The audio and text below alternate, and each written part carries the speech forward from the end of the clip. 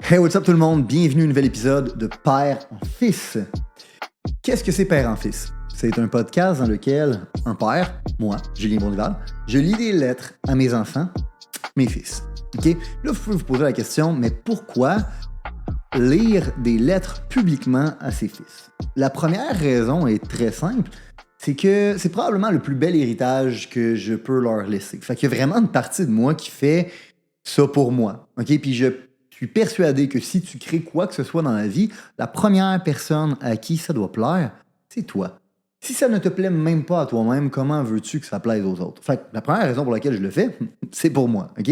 La deuxième raison, en fait, la raison pour laquelle c'est un podcast qui est public, que je lis des lettres publiques à mes fils, c'est parce que je suis persuadé que c'est des leçons qui peuvent servir à tout le monde. Je suis persuadé que la clé du succès pour qui que ce soit, dans quoi que ce soit, c'est pas la nouvelle méthode magique que les gourous essayent de vous vendre en ligne pour devenir riche en 90 jours sans être obligé de travailler. Non. La clé du succès, là, c'est d'être un humain de qualité. Puis le podcast que vous êtes en train d'écouter est dédié à moi qui enseigne des leçons à mes enfants pour les transformer en des humains de qualité. Puis pourquoi je peux me permettre de dire que les leçons que je vais leur enseigner, ça fonctionne? Si tu m'évalues sur probablement n'importe quelle matrix de la société, je fais partie du 1%. Je fais partie du 1% quand vient le temps de parler de mon fitness. Je fais partie du 1% quand vient le temps de parler de mes revenus. Je fais partie du 1% pour pas mal tout. J'ai une belle femme, des beaux enfants, des belles maisons. Je vis en Floride, j'ai des beaux chars, j'ai des belles montres. Pour 99% de la population, je vis une vie de rêve. Donc, je suis persuadé que si je transmets les leçons qui m'ont permis de vivre cette vie-là, plusieurs personnes qui sont capables d'en bénéficier, dont mes fils. Et la troisième raison, qui est probablement une des raisons les plus importantes pour laquelle je fais ça, parce que je suis persuadé que c'est le plus gros fuck you qu'on peut envoyer à l'élite de notre monde. Soyons honnêtes, les enfants, c'est la ressource la plus importante pour une société. Puis l'élite le comprend très bien. C'est pour ça qu'ils essayent d'endoctriner nos enfants à travers le système scolaire, d'essayer de leur enseigner que c'est tout à fait normal d'être un dégénéré à travers la culture populaire. Puis soyons honnêtes, là, l'élite de ce monde vous veulent gros, vous veulent laid, vous veulent pauvre, ne vous veulent pas en santé, ils vous veulent faible et facilement contrôlable. Et le plus gros fuck you qu'on peut faire, c'est être complètement l'inverse. C'est ce que j'essaie de faire en transmettant et en enseignant certaines leçons. OK? Fait que si vous aimez ce que vous écoutez dans ce podcast-là, je vous demande une chose. S'il vous plaît, partagez-le à des amis, partagez-le à vos enfants, partagez-le à votre famille, partagez-le à vos voisins, partagez-le à vos collègues, partagez-le à qui que ce soit que vous pensez que ça pourrait être bénéfique pour eux. OK? Parce que, soyons honnêtes encore une fois, on vit aujourd'hui dans un monde de fous. Okay? Puis on ne peut pas changer la société en essayant de changer les autres. La seule façon dont on peut changer la société, c'est en se changeant nous-mêmes, en nous devenant un humain de qualité, en étant un exemple, en montant l'exemple et en incitant des gens et en inspirant des gens à faire de même. C'est ce que j'essaie de faire avec mon podcast. Et je suis persuadé que si on est capable d'avoir plus d'humains qui décident de devenir des humains de qualité, de prendre soin de leur corps, de prendre soin de leur esprit, de prendre soin de leur mental, de prendre soin des relations autour d'eux, de prendre soin de leurs finances, on va créer un monde meilleur. Et le podcast que vous écoutez est dédié à cette cause-là. Sur ce, bonne écoute d'un nouvel épisode de Père en Fils. I just wanna see you shine. Big goals, yeah, I see your grind. No bluff, yeah, this road get tough, so I speak these words just to ease your mind. Whoa, giving it back, so lock in, kid, getting it back. Yeah, this from your dad. You know I got you from day one. I'm writing letters to my son. I'm writing, we vibing, keep fighting. I'm writing letters to my son. I'm writing. Fait qu'une des choses que je pense qui est fondamentalement un détriment à la réussite de notre société, c'est l'espèce de désir qu'une grande majorité des gens ont de travailler pour un jour être capable de se retraiter et de finalement ne plus avoir besoin de travailler. T'sais. Puis je pense que premièrement, ça démontre à quel point les entrepreneurs, les institutions font un mauvais travail à expliquer l'importance du travail aux gens qui effectuent le travail, mais c'est aussi une espèce de mentalité qui nous a été vendue à travers le système scolaire, à travers la société, à travers toutes les grandes institutions qui ont créé le monde dans lequel on vit aujourd'hui. Cette espèce de philosophie-là insidieuse, c'est le fait que le travail, c'est un mal nécessaire. Dans le fond, la seule et unique raison pour laquelle tu travailles dans la vie, c'est de te nourrir. c'est de mettre du pain sur ta table. Puis, dans le fond, une fois que tu as assez de pain sur ta table, ben, tu n'as plus besoin de travailler. Puis, la journée que tu as accumulé assez d'argent, ben, tu pourrais te retraiter et tu n'aurais plus besoin de travailler. Fait que c'est une très mauvaise mentalité de penser que travailler, c'est un mal pour un bien. Parce que la vérité, c'est que tu te dis, bon, ben, dans le fond, premièrement, tu te dis pourquoi j'existe. Pourquoi j'existe, dans le fond, pourquoi je travaille, pour continuer à être en vie. Mais dans ce cas-là, pourquoi je suis en vie? Pour travailler, ça fait comme pas vraiment de sens. Puis ça donne une espèce de désir aussi à la plupart des gens d'arrêter de travailler, d'arrêter d'être productif pour la simple et bonne raison que on se dit que c'est un mal pour un bien, puis on veut arrêter ce mal-là pour être capable de profiter du bien, de seulement vivre dans notre vie. Okay? Puis moi, je pense que fondamentalement, l'humain a besoin de contribuer. Okay? L'humain a besoin de savoir qu'il contribue à quelque chose de plus grand que lui. Puis, le travail, c'est un moyen pour savoir que tu contribues à quelque chose de plus grand que toi. C'est un véhicule pour te permettre ça. Okay? Puis ça sous-entend aussi cette espèce de philosophie-là que l'humain est uniquement là pour consommer. L'humain, il est mis au monde, là, puis la seule chose qu'il fait, c'est consommer, puis dans le fond, il travaille pour être capable de consommer. Puis je trouve que c'est une vision très pessimiste de l'humain. Okay? Puis je vais juste prendre le temps de vous conter une histoire que j'ai lue cette semaine qui était sur ce sujet-là, que je trouvais qui était vraiment, vraiment pertinente. C'était l'histoire d'un fermier. Okay? Puis ce fermier-là, c'était un fermier qui aimait nourrir le village, okay? Parce qu'il faisait du pain, il faisait du lait, il faisait du fromage, il faisait toutes sortes de choses en tant que fermier. Puis il allait au marché, puis il vendait ce qu'il avait fabriqué, puis il était heureux de pouvoir nourrir le village. Puis une fois qu'il avait terminé sa journée, à labourer sa terre, puis à cultiver sa terre, puis ensuite à aller au marché, puis vendre ce qu'il avait cultivé, il rentrait chez eux, heureux, il aidait sa femme à être capable de nourrir la famille, puis après ça, il contait des belles histoires à ses enfants pour leur permettre de s'endormir. Puis le lendemain, il répétait ça. Il répétait sa journée over and over and over. Puis un jour, un duc, un méchant duc de sa région, a décidé de l'emprisonner sous des fausses accusations parce que son bonheur, il tapait ses nerfs. Okay? Puis, quand ils ont décidé d'emprisonner ce fermier-là, le fermier avait une tâche.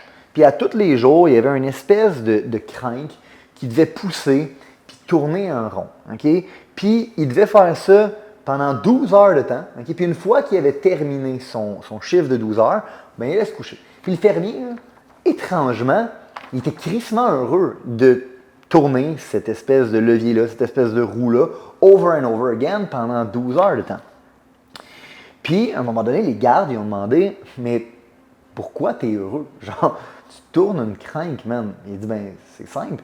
C'est parce que je suis conscient que la crinque que je suis en train de tourner, je ne la tourne pas pour rien. Là. Je suis en train de tourner une crinque qui permet de moudre le blé pour nous permettre de faire du pain. Puis c'est ça qui permet de nourrir les villageois. Fait que moi, je suis heureux de savoir que, genre, mon travail permet de nourrir les villageois. Puis les gardes sont comme, t'es con, parce que c'est vraiment pas ça que ça fait, ce que tu fais en ce moment. Il n'y a aucune pierre qui est en train de moudre, aucun grain de l'autre côté de ton mur. Là.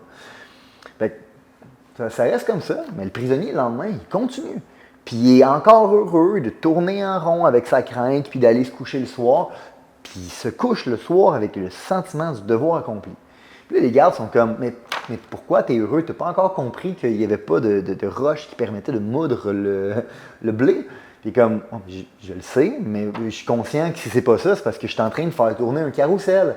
Puis ça permet aux enfants du village de s'amuser. Puis c'est grâce à moi qu'ils sont capables de s'amuser. Puis là, les gardes sont comme, ben non, c'est complètement faux. Genre, il n'y a aucun carrousel de l'autre côté de ton mur. Encore une fois, tu as la tête dans le cul. C'est pas ça qui se passe. Puis il est comme, OK, mais là, si c'est pas ça, dans le fond, c'est quoi? C'est que je dois probablement aider à lever une espèce de mur qui bloque l'eau puis qui permet ensuite d'irriguer les champs, qui permet de nourrir le village. Puis les gars, non. Puis il l'amène de l'autre côté, puis il voit que finalement, l'espèce de crinque qui tourne, elle tourne absolument dans le beurre, puis ça fait absolument rien. Puis, ben, le fermier, ce soir-là, il est rentré dans sa cellule, il était se coucher, puis il est mort. Là, ça a l'air drastique, un peu comme histoire, mais ce que ça exprime comme fait, c'est l'importance de savoir que ton travail a une certaine signification, parce que l'humain a un besoin de contribuer parce qu'il y a un besoin de savoir que sa vie est significative, que qu'est-ce qu'il fait a un impact sur la vie des autres. Puis ça va directement en corrélation avec une des croyances fondamentales que j'ai, que l'humain va toujours être prêt à faire plus pour les autres qu'il est prêt à faire pour soi-même. Si on va au gym ensemble à 5 heures du matin et qu'il faut que tu viennes me chercher, c'est quoi les chances que tu te choques? Elles sont très faibles parce que je dépends de toi. Puis le fait de te lever a une signification. Mais si demain matin, il faut que tu te lèves juste pour toi, pour aller au gym à 5 heures du matin, ça se peut-tu qu'il y ait plus de chances que tu pèses sur snooze une couple de fois? Ça se peut que les chances augmentent un petit peu. Puis pourquoi? C'est parce qu'il n'y a plus personne qui dépend de toi. Fait une des clés, selon moi, pour être capable de réussir quoi que ce soit, c'est d'être capable de faire ce lien-là, cette neuroassociation-là, que qu'est-ce qu'on fait a un bénéfice pour d'autres personnes. Okay? Fait que, je pense que c'est important, si on est un entrepreneur, de prendre le temps d'expliquer ça aux gens qui travaillent avec nous. Puis malheureusement, comme j'ai dit au début de l'épisode, on fait probablement un très mauvais travail à être capable de l'expliquer. Mais moi, je me fais une mission personnelle d'expliquer à tous mes employés l'importance de leur travail. Quand un vendeur fait une vente, je prends tout le temps le soin d'expliquer. C'est pas juste comme s'il avait fait une vente puis que la seule chose qu'il y avait derrière ça, c'est le fait de recevoir une commission pour être capable de se nourrir. Non, parce que si tu vois ça comme ça, bien une fois que tu as fait assez de commissions pour être capable de te nourrir, c'est quoi la motivation de continuer à aller chercher plus de commissions? T'en as pas, tu t'es nourri, c'est la fin de la game.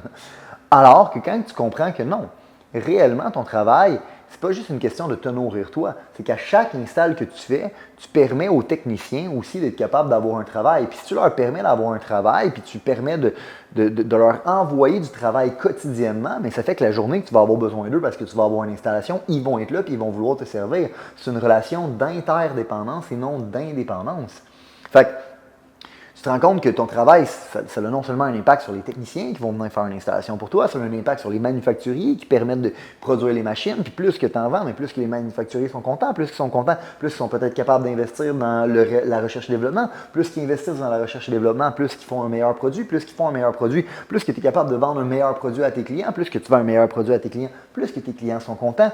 C'est infini quand tu prends le temps de voir les choses comme ça.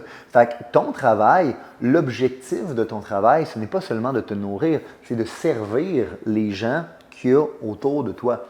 Fait que je pense que c'est important que si l'entreprise pour laquelle vous travaillez un jour, qu'est-ce que vous faites en ce moment, vous ne le voyez pas, c'est important de prendre le temps de le faire l'exercice, de se demander qui est-ce qui est impacté par la qualité de mon travail, autre que juste moi.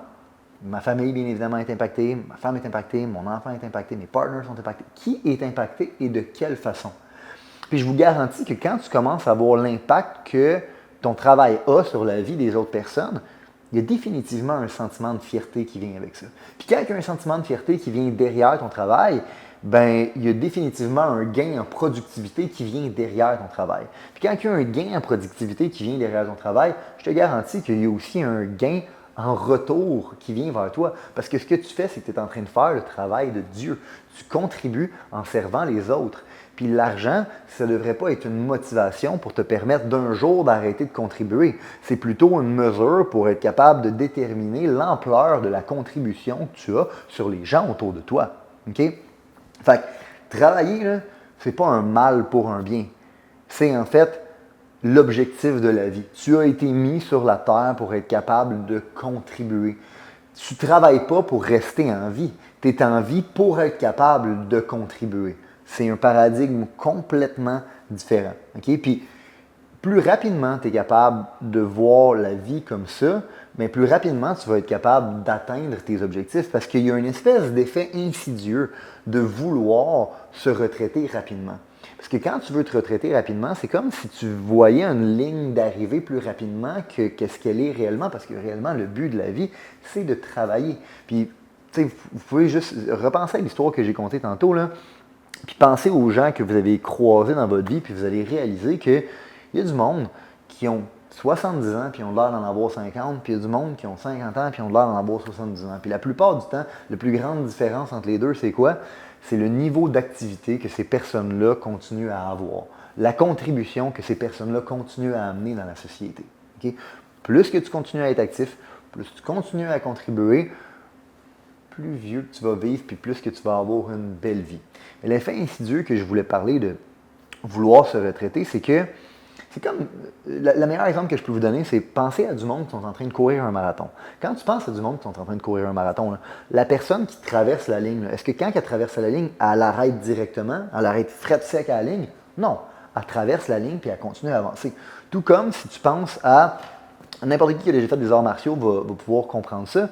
Si tu essayes de, quand tu penses à des arts martiaux, puis que tu dois penser à donner un jab à quelqu'un, okay? Ben, la cible de ton jab, c'est pas le nez de ton adversaire, c'est le dos de la tête de ton adversaire. Parce que si tu vois la cible comme étant le nez, quand tu vas approcher du nez, tu vas tout de suite commencer à ralentir et à diminuer ton intensité parce que tu le sais que tu arrives à la cible. Tandis que si tu vois le dos de la tête comme étant la cible, tu vois le nez comme étant simplement un obstacle devant toi qui t'empêche de te rendre à la cible. Puis c'est ça l'effet insidieux de vouloir se retraiter. Puis on est tous un peu victimes de ça parce que d'une façon ou d'une autre, on se dit tout « Ah, la journée que je vais être dans telle position, je ne serai plus obligé de travailler autant. Ah, la journée que je vais avoir tant dans mon compte, je vais pouvoir investir et je ne serai pas obligé de travailler autant. Ah, la journée que je vais arriver à X, Y, Z, je ne serai plus obligé de faire quoi que ce soit autant. » Puis la vérité, c'est qu'aussitôt que tu vas commencer à faire des pas dans cette direction-là, si tu te dis la journée que j'ai sauvé de temps, bien, je vais pouvoir travailler moins. Quand tu vas te rapprocher de cet objectif-là, de façon insidieuse, tu vas commencer à diminuer ton intensité parce que tu sais que tu te rapproches de la destination. Puis ça, c'est une philosophie qui va t'empêcher fondamentalement d'atteindre tes rêves ou du moins d'avancer à la vraie vitesse à laquelle tu devrais être capable d'avancer. Fait que, prends une décision aujourd'hui. Puis la décision qu'il faut que tu prennes, c'est que tu ne vas pas arrêter de travailler parce que tu comprends que tu es mis sur la planète pour contribuer. C'est littéralement ta raison d'être. Puis d'arrêter de travailler, c'est de nier ta raison d'être. Puis la journée que tu nies ta raison d'être, c'est la journée où tu commences à dépérir. Fait que prendre une décision, puis ça vient de la réflexion et de l'acceptation de la philosophie que tu es sur la planète pour contribuer. Puis si tu n'es pas prête à prendre cette décision-là aujourd'hui, commence au moins par faire l'exercice de regarder tous les gens qui sont impactés par ton travail. Puis commence à gagner de la fierté à travers ton travail. Fait que si en ce moment ta job c'est de passer la mop, ou ta job c'est de flipper des burgers, ou ta job c'est de faire quoi que ce soit, arrête de voir ta job comme étant quelque chose d'insignifiant, qui est juste un mal pour un bien pour te permettre de te nourrir, puis voilà comme quelque chose de significatif qui sert les autres. Puis comprends que la paye que tu reçois en retour est simplement une mesure de l'impact que tu as et de à quel point tu es capable de servir les gens autour de toi. Okay? Puis je te confirme que si tu adoptes ce genre de mentalité-là, ce genre de philosophie-là, tu vas avoir probablement beaucoup plus de chances d'atteindre la vie de tes rêves. Puis sinon, ben, tu vas simplement ralentir, tu n'atteindras pas tes rêves, puis au-delà de ça, tu vas probablement un jour dépérir parce que tu vas avoir enlevé complètement la signification de ta vie, parce que tu vas avoir arrêté de travailler, parce que tu penses que le but de la vie, c'est d'arrêter de travailler, alors que le but de la vie, c'est de travailler. Okay? Fait que, si tu es capable de faire ce switch-là, mentalement, philosophiquement parlant, tu vas passer d'une personne qui est complètement déprimée de la vie et qui voit le travail, parce qu'en passant le travail, c'est à peu près minimum 60% à 80% de ta vie. C'est ce que tu fais dans tes heures actives. Puis c'est déprimant en crise quand tu vois ça comme un mal pour un bien. Fait que si tu es capable d'accepter cette philosophie-là, tu vas passer d'un humain qui est déprimé, qui trouve que sa vie est plate, à quelqu'un qui trouve la vie à l'intérieur de son travail, puis qui trouve la signification à l'intérieur de son travail, puis qui gagne de la motivation et de la fierté, puis qui ultimement est capable de se rendre plus rapidement à tous les objectifs qui sont désirés. Vous venez tout juste d'écouter un épisode de Père en Fils. Comme on a dit au début du podcast, si jamais cet épisode-là vous a enseigné des leçons, s'il vous plaît, transmettez le podcast à vos amis, à vos voisins, à vos enfants, à votre famille, à vos collègues, à qui que ce soit que vous pensez que ça peut être bénéfique. S'il vous plaît, prenez le temps de venir nous laisser vos commentaires, prenez le temps de venir liker, prenez le temps de commenter. Faites tout ce que vous pouvez, s'il vous plaît, pour nous aider à partager ce mouvement-là. Sur ce, je vous souhaite une bonne semaine. On se revoit la semaine prochaine pour un nouvel épisode de Père en Fils. I'm writing letters to to my son. I'm riding